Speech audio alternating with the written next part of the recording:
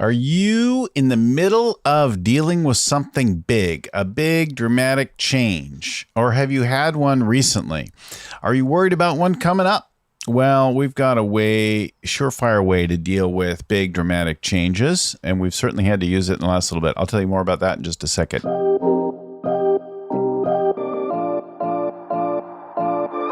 Hi, everyone. My name is Bill Gallagher, scaling coach, host of the Scaling Up Business podcast. We do shows like this, tips, deep dives, conversations with gurus, interviews with entrepreneurs about their growth as a leader, and the growth of their businesses. We do all that and more on the Scaling Up Business podcast. All of those hundreds of episodes now are available wherever you get your podcast content or on our website, scalingcoach.com. The tools, the tips, the show notes, the links, all that kind of thing and more at scalingcoach.com. So go there to find it out. All right. So listen, back in 2008, 2009, just like last year, we all found ourselves dealing with some pretty dramatic changes and events. Sometimes it's a collective thing that we all have to deal with. We all deal with it in different ways, right? Same storm, different boats, but is the concept that we talk about. But in that time, we found ourselves dealing with something.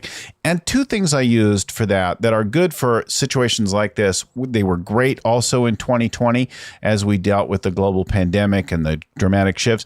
And they'll be great again, whether you're dealing with something common or whether you're dealing with something that is unique to you and your business, like a personal kind of crisis for you specifically in your business or your industry.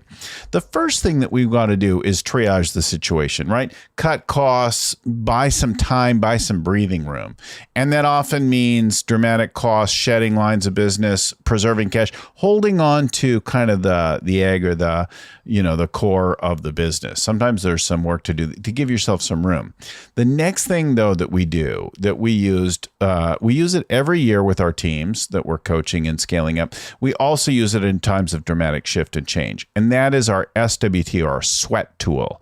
SWET is a more strategic version of something like SWOT, the SWOT analysis, the SWOT analysis.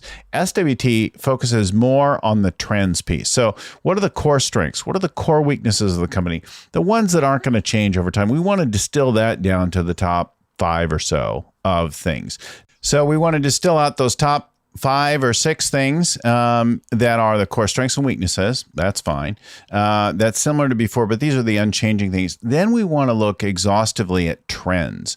What's going on, or as Wayne Gretzky used to say, skate to where the puck is going is what we're looking for. So where's the puck going? What's happening? What's developing in the world? You're going to start with your own industry, your own technology, your sector, your region, which is common. But now we want to go really, really broadly. Let's go out to culture and arts and music and families and technology and go way outside your normal world. So we're going to notice all the trends really broadly. And now we want to start to connect the dots. What are some defensive strategies between where things are going and our weaknesses? What are some opportunistic strategies between our strengths and where things are going?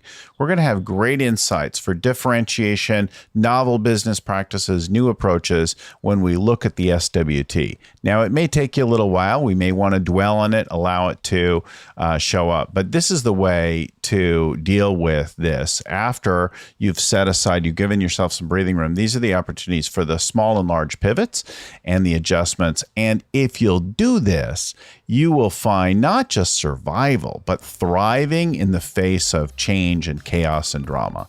I hope that's helpful. We'll talk to you again soon. Like, subscribe, tune in next time. Stay with us. Keep scaling up.